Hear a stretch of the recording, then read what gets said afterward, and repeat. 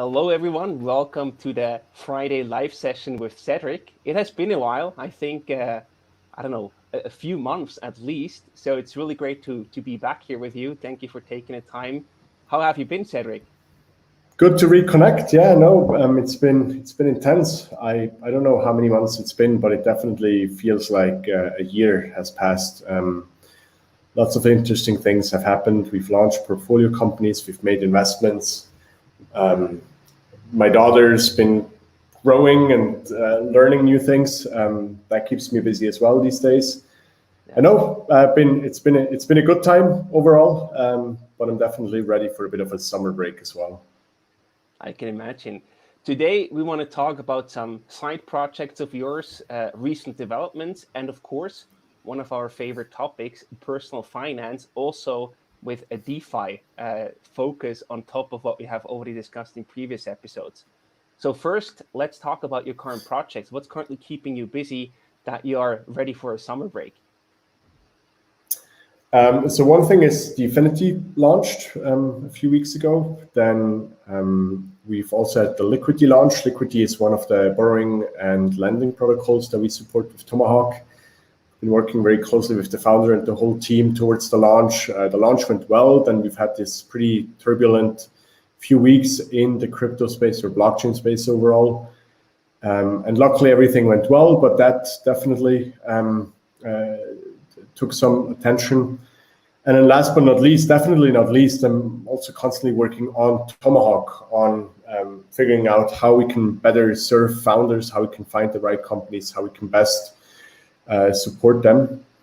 And all of that together just seems to keep me pretty busy day in, day out. I can imagine. Now, maybe we can focus on Liquidity here real quick because you had a phenomenal launch, and maybe you can take us a bit more behind the scenes. There have been a few really cool videos from Helena, from your team, that showed us the launch day, the behind the scenes footage. But now we are also very excited. Like, where do you stand today? How is everything going? Because the launch was super successful and also very promising.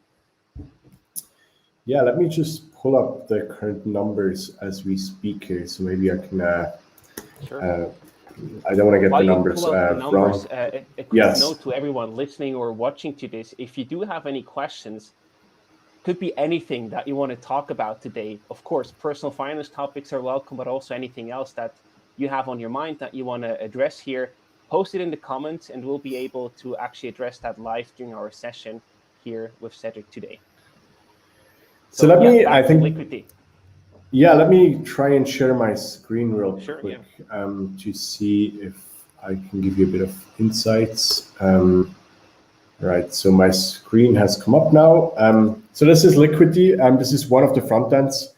Maybe I'll start very high level quickly for those that do not know what Liquidity is or how it works. And I'm not going to go into the technical details, but basically what Liquidity is, it's a protocol that allows you to take collateralized loans on the blockchain. Specifically on Ethereum right now, you can deposit Ether, and then you can get a loan in Liquidity US dollars against that collateral.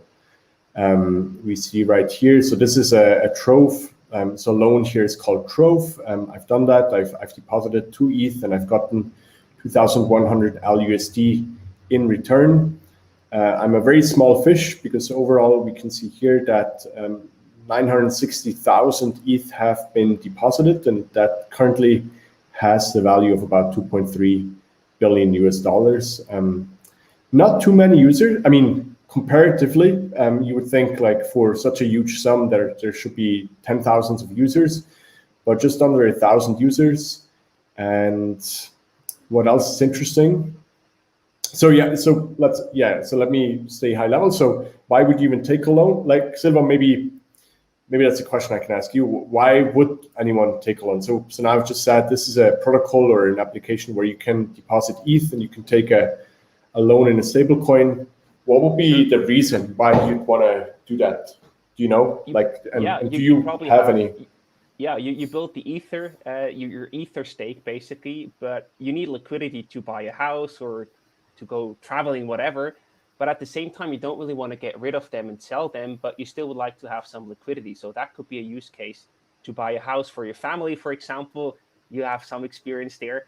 To then have still your ether, they still belong to you, but you also have some liquidity that you can use to exactly buy that house.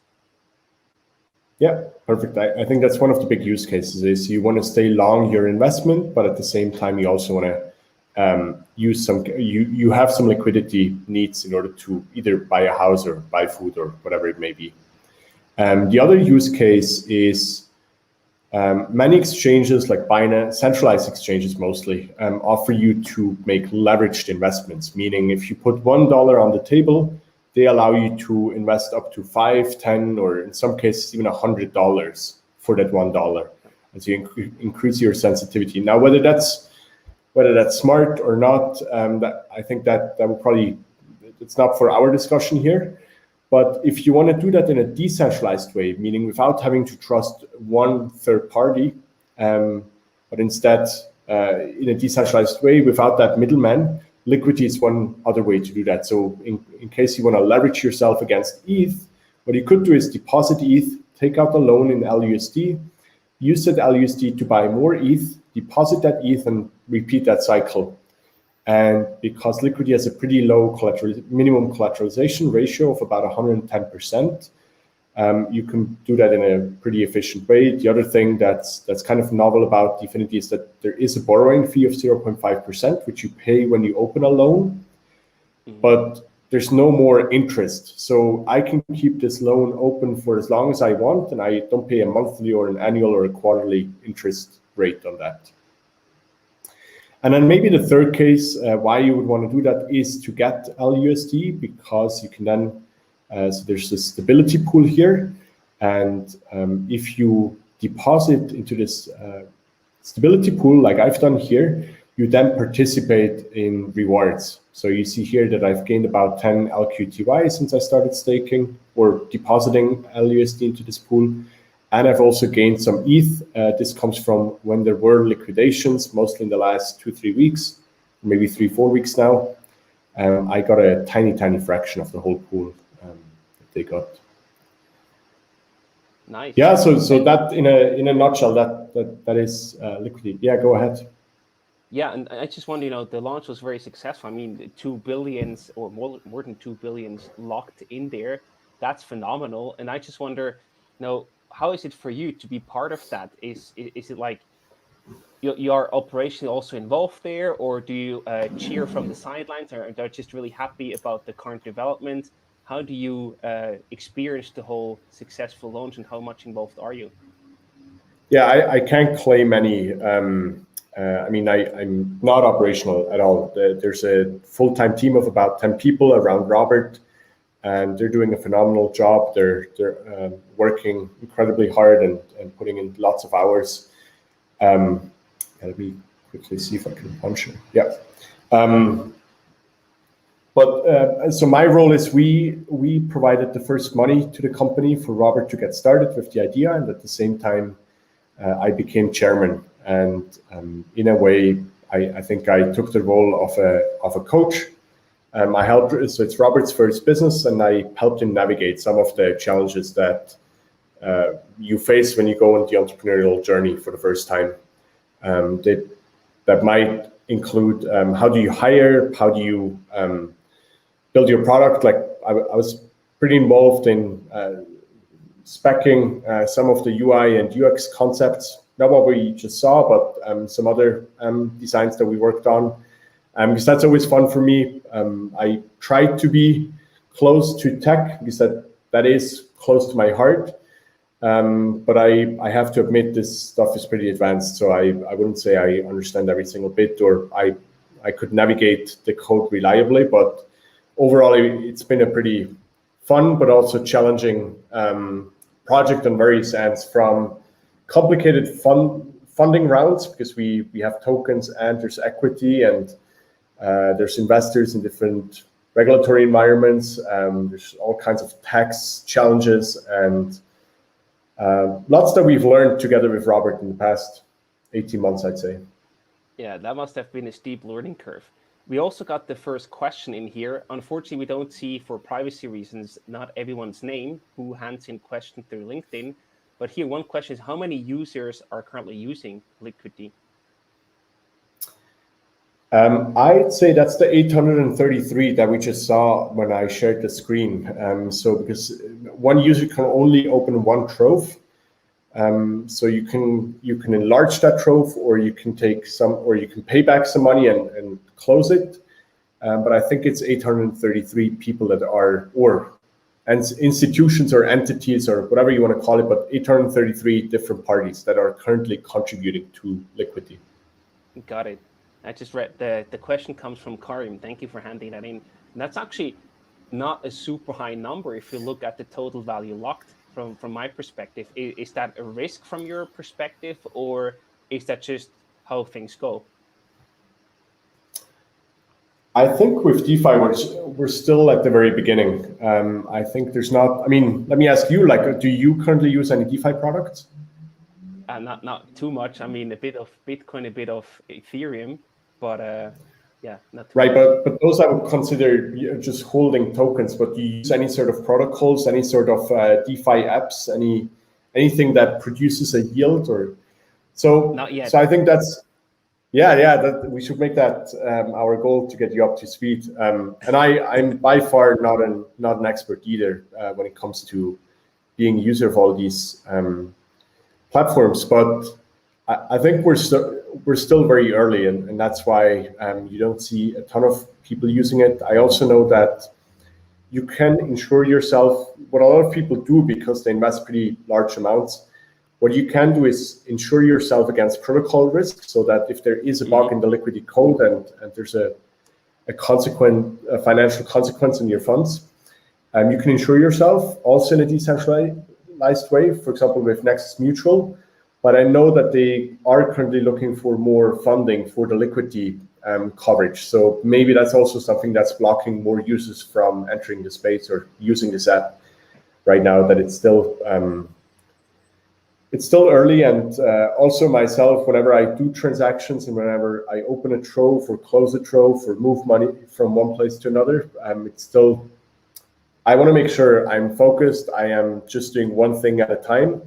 And then still I get nervous when the UX just isn't good. So another app that I use is the Earn, and every time I deposit something or check on my strategy, every now and then there's a hiccup with the UI, and I'm always a bit nervous if suddenly the counter drops to 0, and I'm like, that wouldn't be good. I think that's a perfect segue to our favorite topic about personal finance. So maybe, if you look at the different options available, it still feels, as you said, it's the early days. Sometimes it also feels a bit like the Wild West out there, what is all going on, and high returns, and of course some risk, but also not super high risk. So what we're giving here is, of course, not investment advice, but we're just brainstorming and chugging around opportunities that we see out there. So the last session that we did about personal finance was very much focused on the traditional stock market with ETFs. So basically keep it simple, automate it to a certain degree, and just invest for the long term. But now there's a whole new spectrum opening up with all the DeFi products.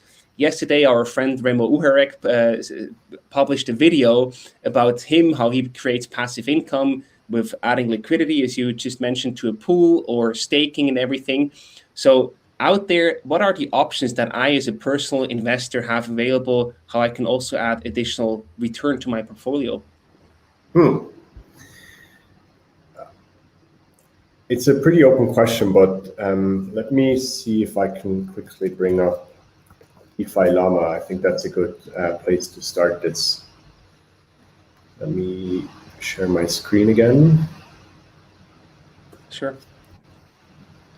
So I think DeFi Llama is a pretty good place to start this, because it's kind of a dashboard. It shows us the different protocols, their TVL, and also what categories there are. Let's see. Yes, so, and I'm going to switch just to Ethereum. By the way, here we can see how much is locked in total. So we see that about 120 billion are currently locked in value, are currently locked in all of the DeFi apps. So Liquidity currently has roughly 2% of this whole market. So they still have a long way to go if you include all of these different protocols. But and that's still very impressive. It is pretty impressive given that it was 2 months after launch. And also it was, I think, a bit more than double that before we saw the crash a few weeks ago. And so within just, I think, 4 weeks, they were at close to 5 billion total value locked. Now here we see a bunch of DeFi apps that are listed here. So I'm not going to talk about every single one. But Curve is similar to what you mentioned. So it's a place where you can, well, on one hand, it's an exchange. So if you want to exchange one asset for another, given that it's something that trades on or is available on Ethereum, Curve is one of the places where you can trade one asset against another one. And then also, if you want to make income, you can become a liquidity provider. And liquidity provider basically means you hold in US dollars, same amount of tokens. So let's say you could offer people to trade Ether against LQTY tokens, just because we talked about liquidity before. Yeah. I don't know if that pool currently exists or is popular, but let's use that for our example. And so if you have those two pools, every time someone trades between those two pools on a decentralized exchange like Curve or Uniswap, you get the transaction fees, the trading fees that typically will be paid to a centralized exchange when you trade on Coinbase or Kraken or any of the other big ones, Binance, for example. So that's one way. So you could provide liquidity. You could say, okay, I want to keep both my liquidity and my Ether, but I want to generate some revenue. Now it's not that simple. There's a few things you need to understand. One effect is called impermanent loss, which is an effect that when one asset appreciates a lot against the other, you will potentially lose some money. So it's not risk-free, but that's one way to generate income. Then when we see Aave is a lending protocol, so that's similar to Liquidity. So you could go and provide liquidity for a certain asset. You could provide and take loans and then generate interest. That's a pretty straightforward way to create interest. There's a few more here. InstaDapp is one that aggregates. And then I want to talk a bit about Yearn here in position number 8. Because Yearn is pretty simple. Let's see.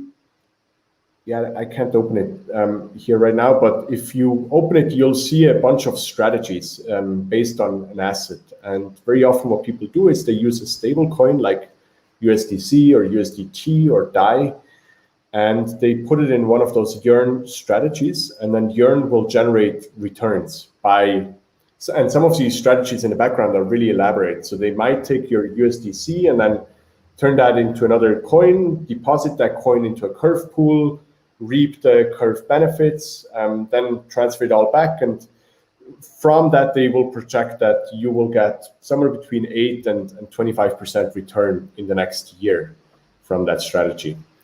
You can also insure Yearn, but I think Yearn is a great starting place, and I use it personally with a stable coin, because if I think that the market is right now kind of high, I do not want to have the long risk of being long any given asset.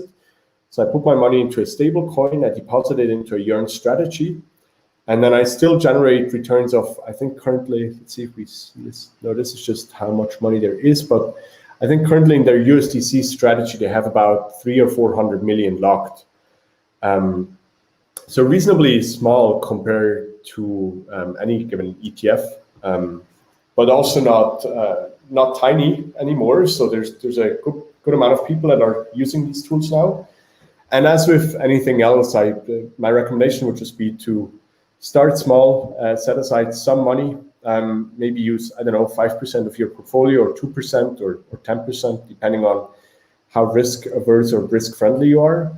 And just start using these apps and then figure out what they do and how they work. Of course, it's great resources on YouTube as well, but for the most part, what I've realized for myself is I just got to start using them in order to really understand how they work and what the pros and cons are. Absolutely. We also just got a question in here from Ishan, as all of this is very volatile, and as we mentioned before, it's also a bit Wild West. What are the counterparty risk in DeFi apps? Because 8 to 25%, that's a very high return compared to stocks, for example, which are also pretty volatile. And usually, as we discussed last time, right, it's like high risk usually also equals high reward. So is the opposite also true? High reward equals high risk? Yeah, and I would say you'd even have to compare this to your bank account, especially if you're using stable coins. You wouldn't have to compare this to stocks, but you want to compare it to holding US dollars on your bank account. And so I personally think we're still very early, and there's probably protocol risks that we're not aware of, just because these protocols haven't been around for years yet. And obviously, because any bug that you find might potentially lead to a very high financial reward for anyone that breaks the protocol. On the other hand, some of these protocols have been tested with a few $1 billion. So it's not like we're somewhere in that spectrum of like it's not totally unreasonable to think they're going to be hacked or there are going to be problems that are going to be discovered. And at the same time, this started about a year ago, a lot of these applications. And so I think all of the obvious bugs would have been found by now. One thing that I do to insure myself against that, I briefly mentioned it before, is go on a decentralized insurance like Nexus Mutual and buying the coverage for that protocol. Of course, that also includes certain risks, like what happens if the protocol breaks and I would be entitled to a payout, but then for some reason the Nexus Mutual protocol doesn't work as intended, right? So I think it's important to be aware of those risks, and that's why I previously said don't put in 50% or more of your portfolio, but start small with like 2 or 5 or maybe 10%. But I also have a natural curiosity for these protocols, and I do believe that it's the way forward. I do believe there's a lot that we can learn and see and gain from participating in these early days. Mm-hmm. And that's why I am willing to take certain risks, but I'll try to be very conscious of what the risks are. Got it. Yeah, thank you for the question, Ishan. Great question. And we also got the next one in here from Christian. A hot topic at the moment, as the US governor, for example, said that they will have more regulations. So are government regulations a long-term threat to blockchain technologies and also cryptocurrencies in particular? Yeah, very loaded question. I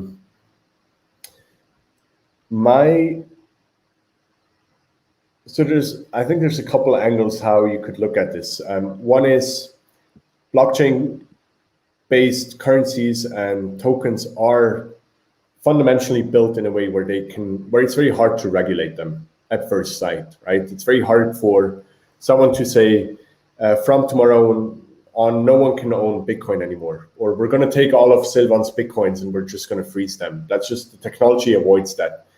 But then, of course, there's a second layer to that, right? Once you make it very hard for people to turn their Bitcoins into actual fiat, well, is Bitcoin still worth anything if I cannot exchange it for fiat and then buy something in real life?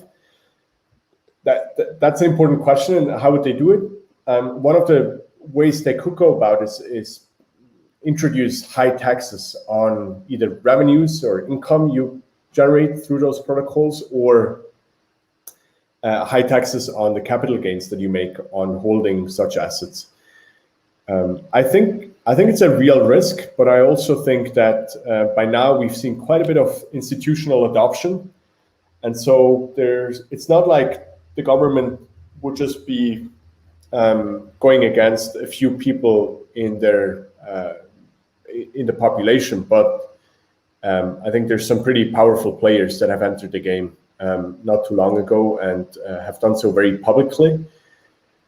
And so I personally hope that governments will try and figure out the way to use and profit and benefit from the fact that cryptocurrencies are here to stay and DeFi protocols are here to stay, rather than just trying to regulate it and at the very extreme end of that, forbid them.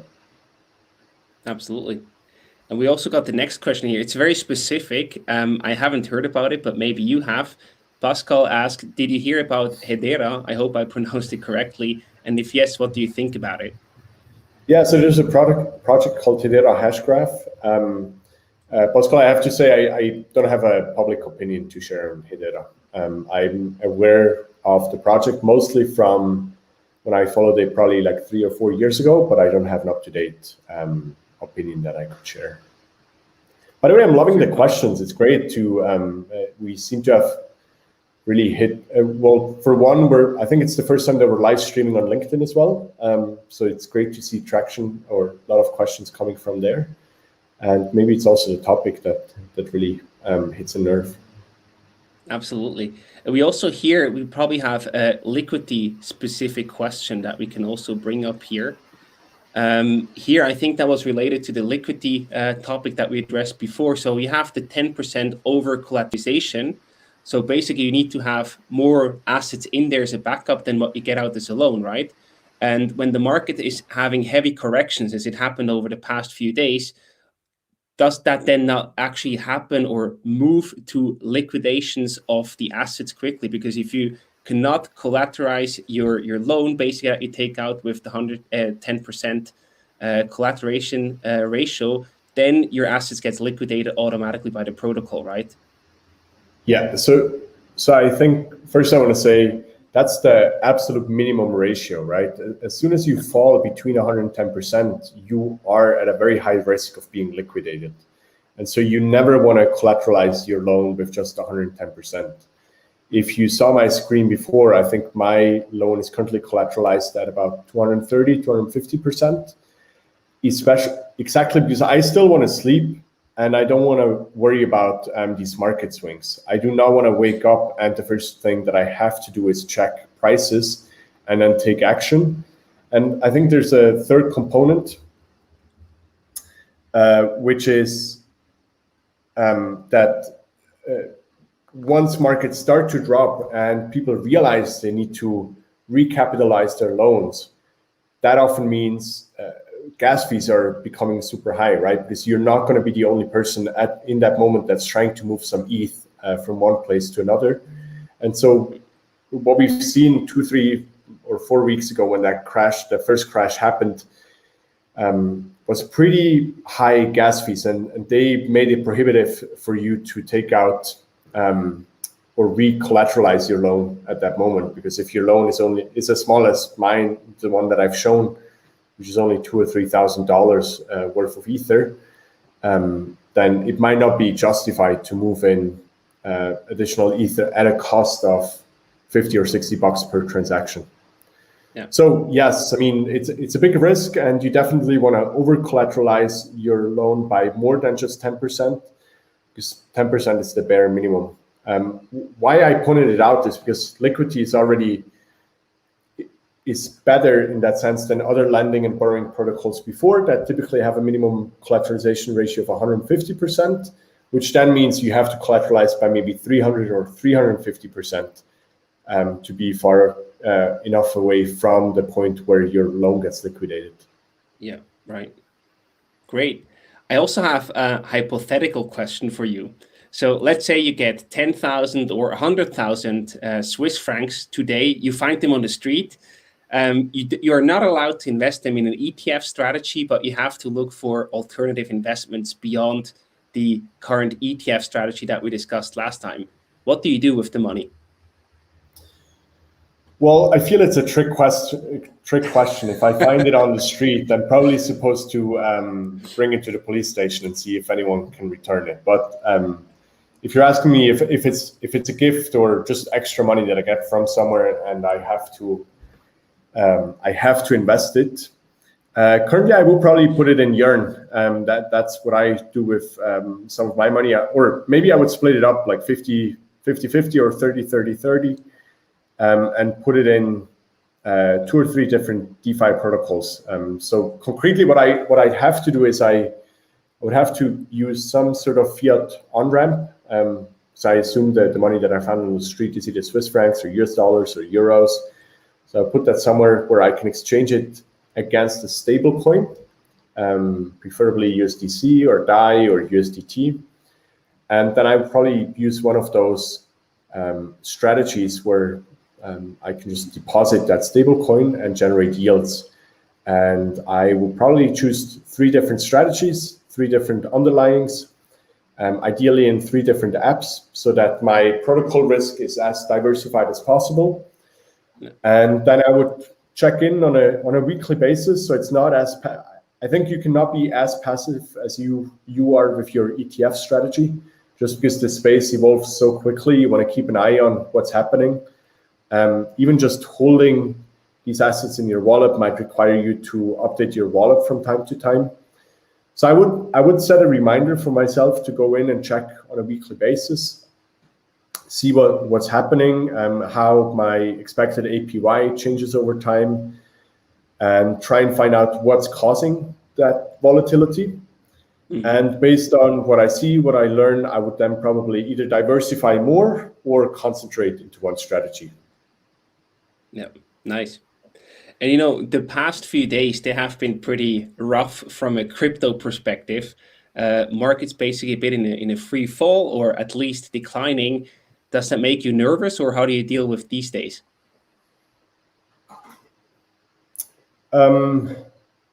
Nervous. It makes me nervous in the sense that I'm always trying to figure out what's causing it. Because I think on a high level, the world is still the same as it was a month or 2 months ago. Probably Elon Musk's tweet. Right. Yeah, that's a big part. Yeah, and I was just going to say, I think this market is highly emotional. So a lot of the decisions, a lot of the actions are driven by emotions that people have and not rationale.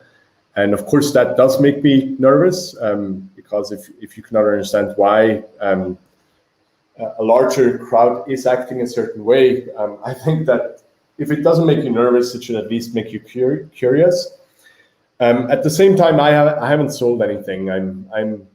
I have a portion of my net worth in crypto, both in stable coins as well as volatile assets, that I feel comfortable holding for the very long term. And so I'm not tempted to liquidate any of that. I still think we're at the very beginning. We're at the very start of a new asset class and lots of new ways to invest your money. And so for that reason, I keep an eye on it, but it doesn't make me nervous in the sense that I would start selling or that I would look at my phone like 100 times a day. Got it. Also, one question, maybe it's a bit of a beginner question from myself, but now we have very cheap money because the central banks, they are printing money like crazy. The interest rates are at an all-time low or even negative. So obviously investors are looking for alternative investments that can still generate a good amount of return. So a lot of money is flowing in DeFi products and also in crypto in general. And the question here is, what if that party ends? Do you think or expect that there will be a huge cash out or money outflow as soon as, for example, bonds are increasing again and give you more stability and security there, that actually a lot of money that is now flowing into DeFi products and cryptocurrencies will be taken elsewhere if that happens? So I think overall, I believe that markets are efficient. So if there are products that offer similar returns at lower risk, then yes, some money is going to transition. Now, I think a crash in the sense that from one day to the next, we'll see a 90% drop and we'll see lots of liquidity leave the system. I think that's only going to happen if we see a crash in the real world, if we see some sort of drastic event in the real world. And a year ago, I thought maybe COVID could be that event, but then what we realized is in the end, COVID, given that the governments all put together stimuli packages and made sure that the environment wasn't crashing, almost became like an accelerator for most markets. I think a real crash will probably happen if we saw some really bad event in the world, be it a natural catastrophe or a war breakout, some big political tension. I think something like that will probably will make me personally nervous enough to go to very conservative asset classes, or move a lot of my assets into conservative asset classes. Yeah, I remember, I think we were at the gym when, like, just before COVID broke out, and we were both like, the markets are like super high, probably overvalued, overheating. And then COVID hit and we thought, okay, now it needs to be a correction. There was a correction, but now we just see all-time highs almost every day. It's crazy. So certainly not what we actually expected it to be back then when we looked at it. So yeah, it's hard to predict. Yeah, I think one thing that I'm trying to tell myself and just in my mind is that there's just no way to foresee the future. No matter how much you study the present and the past, there's no way to be 100% certain about the future. I think you can foresee, or at least guess the next, I don't know, milliseconds, minutes, or days in certain instances based on patterns and data. I think to foresee overall emotional market patterns is just not possible. And so that's sometimes hard, because I have this intrinsic pull that the world should be rational, and there should be an answer to every question, and there should always be a logical conclusion, but that's just not the case. Yeah. And to some degree I've accepted it. Maybe I'm not 100% there yet, but I'm getting there. Yeah, it's hard to sort of let that control go, or that understanding that, hey, some things you just can't explain or understand. It just doesn't make sense at all. Yeah. So let's tackle a few more questions that came in. Next one from Pascal. Do you think that cryptocurrencies could one day replace fiat money? I think that's a very interesting question, because it underlies the difference between crypto being like a money replacement or a store of value, which is definitely not the same thing. Yeah. And it's also one that's very timely, right? Because we just heard from the minister or president of El Salvador that he's going to make Bitcoin a national tender, meaning you can now, shops and local stores have to accept Bitcoin as payment, as a form of payment. I'm not sure if it's more of a marketing play, or if they are serious, and if we're going to see actual adoption. It's certainly an interesting idea. That point that you brought out or up as well is, which of these tokens are better suited as storage, and which of them are better suited as a currency, meaning they are made for daily transactions and at a very low cost. I think Bitcoin at this point, for me, wouldn't be a good fit for most daily transactions that I process or that I enter, just because of the time it takes to process the transaction. At the same time, if we could combine something with the quality, something that gets qualities from the underlying blockchain, like immutability, trustlessness, and so forth, and combine that with the versatility that fiat has, where I can pretty much use it anywhere here, like Swiss francs, I can use anywhere here in Switzerland. Mm-hmm. I think we're working towards a future where at least those two mediums will merge. I know that the European Union, I think, has publicly said they're working on a digital euro. So that's an interesting thought as well. Can they come from a centralized entity? Do we really need it to be centralized, or is it good enough if it's just digital and to some degree trustless, maybe? So it's a good question. I don't know. I think one thing that I'm pretty sure of is that it will have an impact on fiat, and fiat will have to adapt to a new world that's a bit more efficient than what we've seen in the past. One thing I think Nassim Taleb basically said that on his Twitter account. I know he's a big crypto critique, basically. He doesn't like it at all. But one thing that I think he mentioned there was that by default, many cryptocurrencies, they are set up in a deflationary way. So there's usually less and less supply, which makes it more and more valuable. And if you have fiat money, usually you do have, or at least strive for, a small part of inflation that people are actually spending their money. So I think that was a really interesting take from my perspective, without going into too much detail, that if you have a deflationary tendency, then it's more attractive for you to hold on and not spend the asset, to actually have the value increase that it will have in the future, because it's deflationary, which is way more attractive for you than to actually spend it. And that would sort of go against the potential to become a fiat money to a certain degree. So yeah, I think that goes back to your original question: is it a store of value, or is it a means of exchanging value on a daily basis? And I think there's about like lots of systems are out there, and lots of them have different mechanisms in how they are either deflationary or inflationary. Bitcoin is a very prominent one that has a fixed amount of tokens that will ever exist, 21 million. So in a sense, I believe that that's better suited for something that's meant to be a store of value, rather than something that's meant as a means of transacting with one another. But we also shouldn't forget that all of these protocols, even though it takes more than in a centralized setup, all of these protocols can be updated and can evolve over time.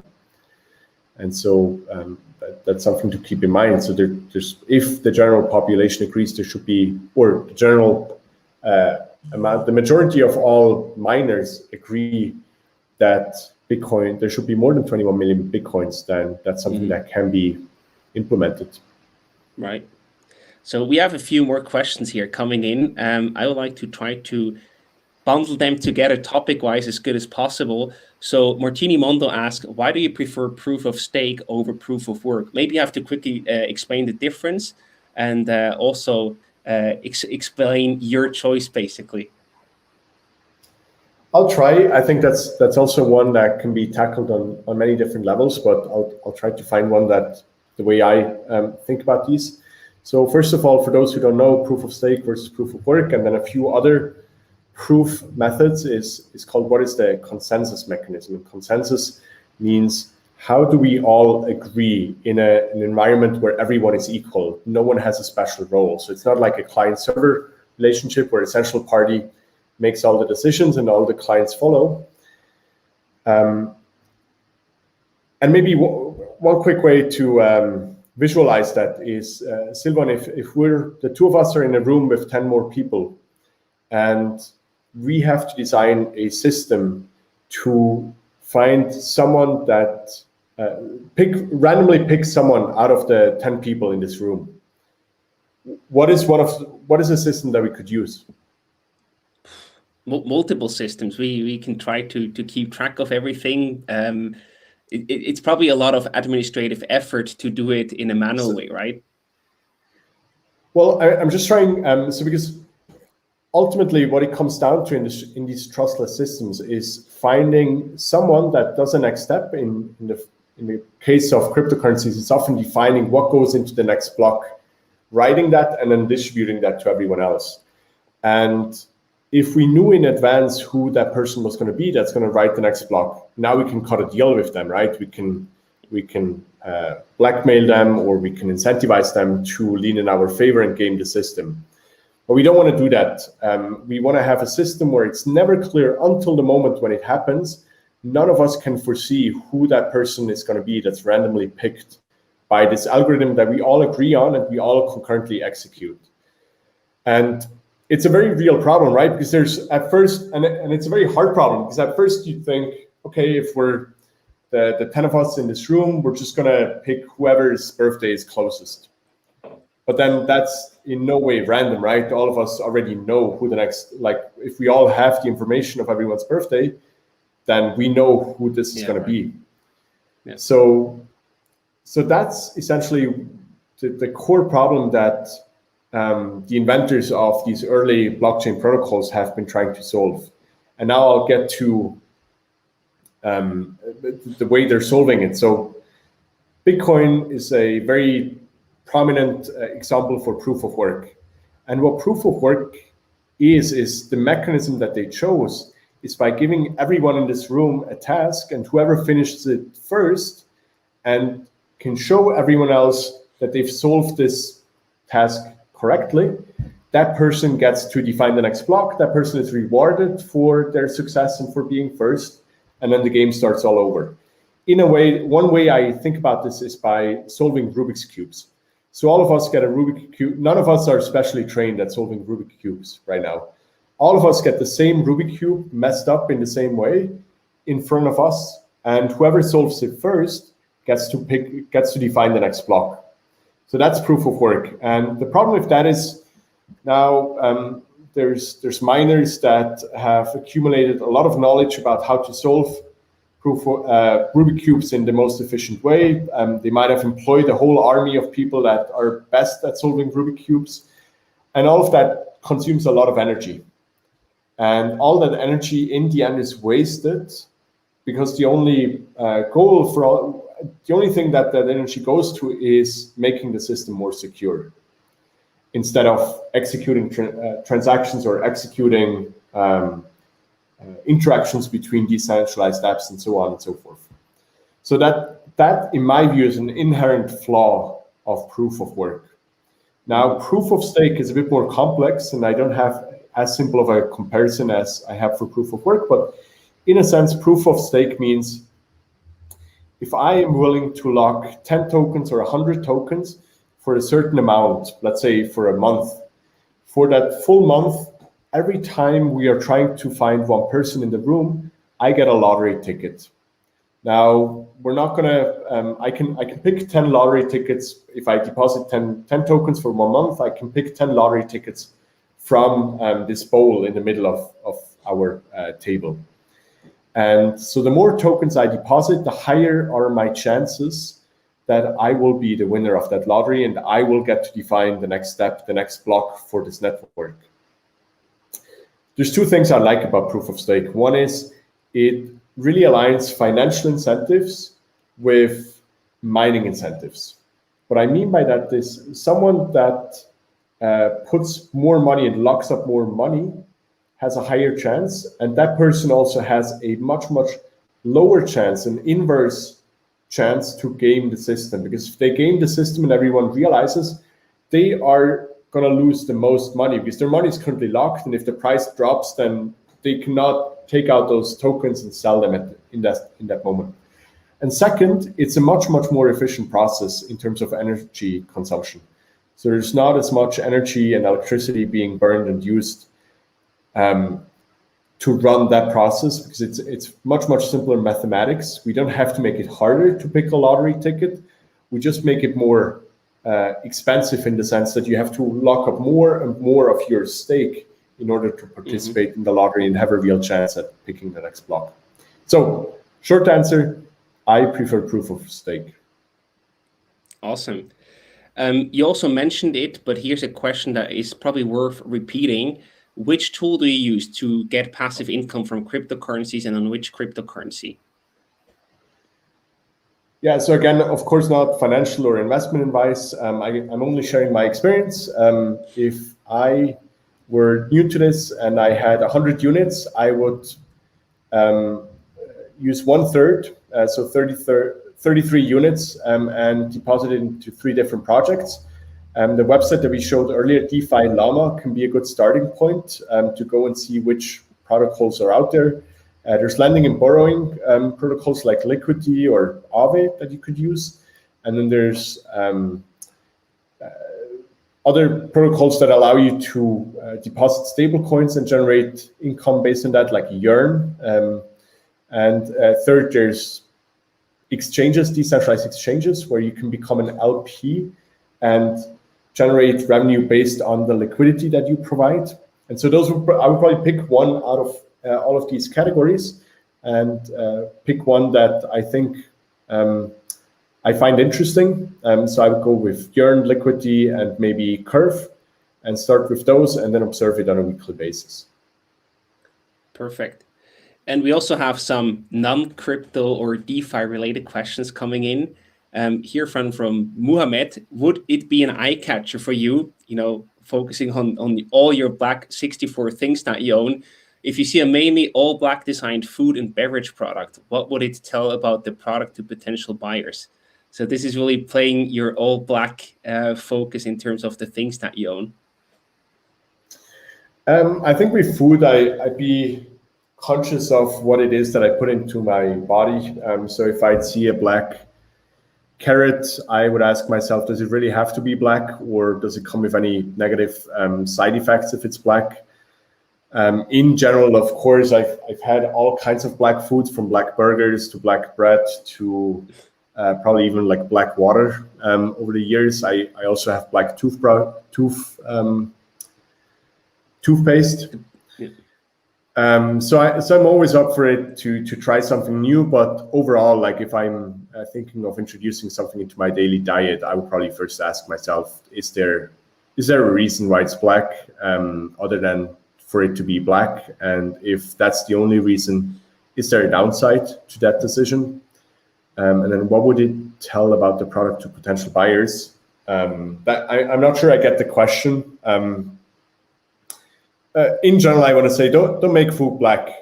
I don't think food has to be black. I think I really enjoy the diversity of all kinds of veggies and proteins, and I don't think it has to be black. It's just about the product design. Okay.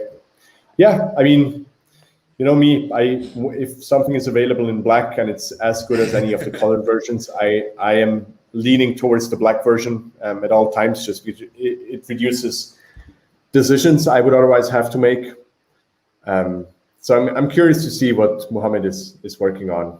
Maybe he'll send us a picture or something. Perfect.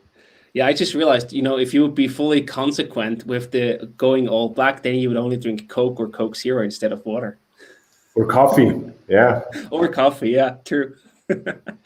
But I guess it's a bad trade-off in terms of the health consciousness that you mentioned before.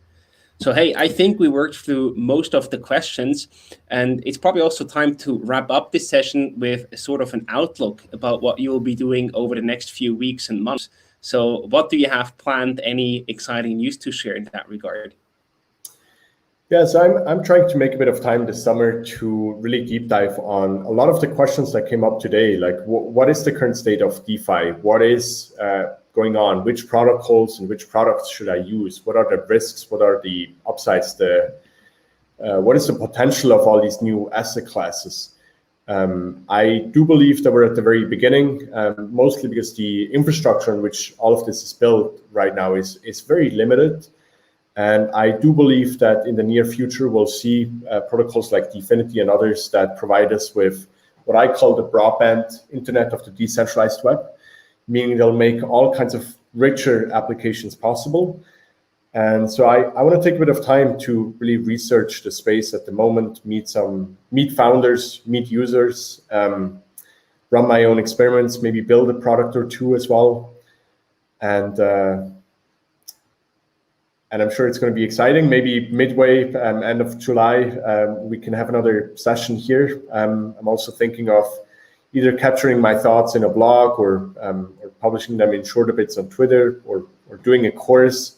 Because I realized that if there is some sort of end product that I'm working towards, it's easier for me to be focused and kind of go along those questions, but at the same time also don't want to add too much structure to this process. Yeah, right. And it's also very rewarding if you can actually create stuff that is then consumed or used to help other people. I think that's always a very nice and rewarding benefit. Yeah, and I want to say to everyone out there, I'm sure there's a few founders or potential founders watching this. Like, I think this is all happening right now, and it has a massive impact on the world. If you are looking to really change the world in a meaningful way, I think this is an area that you should definitely look into. There's so much opportunity that's currently just being created. So yeah, if anyone else is looking for summer projects, like send me your ideas, and happy to give you feedback, chat, connect. Yeah.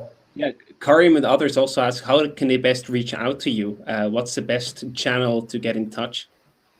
Twitter is the best one. If you just search my name in Twitter, you'll find me, and that's easiest for me because that ends up in my email tool as well, in my email client, and so it's very easy for me to categorize and get back to you. Fantastic. I think that's a point to end today's session. Cédric, was a lot of fun to have you back here. Thank you so much for taking the time. And I'm already looking forward to the next session. Always a pleasure. Thank you, Silvan. It's been great. Have a wonderful weekend, everyone. Thank you for the great questions, for the interactions. And yeah, see you in July, I guess. Take care. Have a nice weekend.